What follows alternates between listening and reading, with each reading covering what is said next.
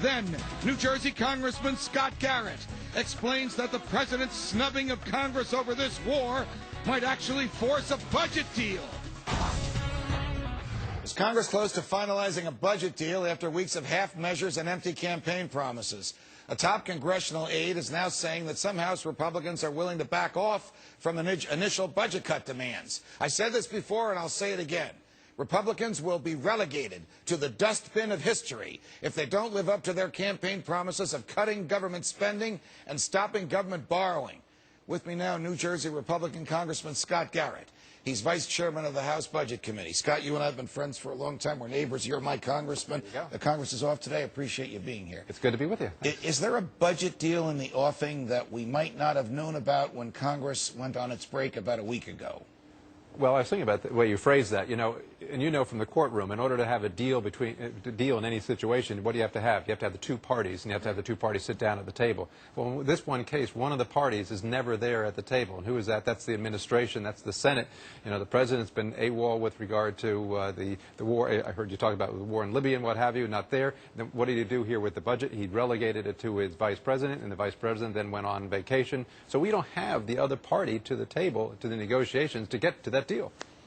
The leaks that have come out today, and I know that members of Congress are all over the planet this week, are that the Republican resolve to insist on Rand Paul-like cuts, or even Paul Ryan-like cuts, has been softening in an effort to move the ball forward and get rid of the 2011 budget and start working on the 2012.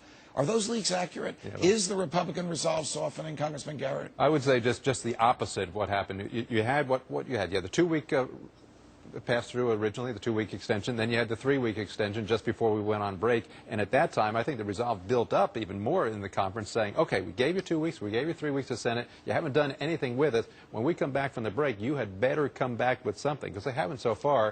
The resolve is building, as I say, to stay our course rather than cave in on it. I'm very happy to hear that. Has there been any reaction, and I don't know if you can gauge this, since none of you has been in Washington, or just a few of you has. Dennis Kucinich was there, but the rest of you were home. He's ready to file the impeachment papers. Yes, he apparently is. Has there been any response by members of the Congress that would affect their votes on the budget to the President's consultation of the Arab League, NATO, and the United Nations, and not the Congress, before his decision to bomb Libya? I think that just sort of plays into the fact, on my first point, that we don't have anyone to negotiate on the budget issues. We don't need anyone to negotiate here.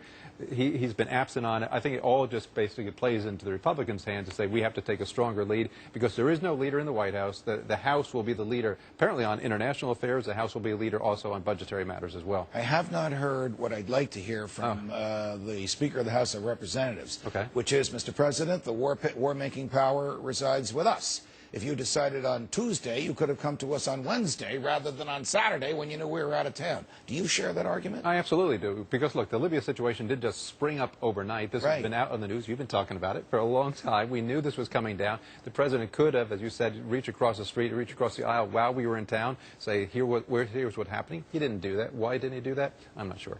Senator Toomey of Pennsylvania is a mutual friend of ours. He wrote a long and wonderful piece in the Wall Street Journal demonstrating how if the government does not borrow any more money, it can still pay its debts and basically operate the government. Would you be willing to follow that logic, Congressman Garrett, and vote against raising the debt ceiling?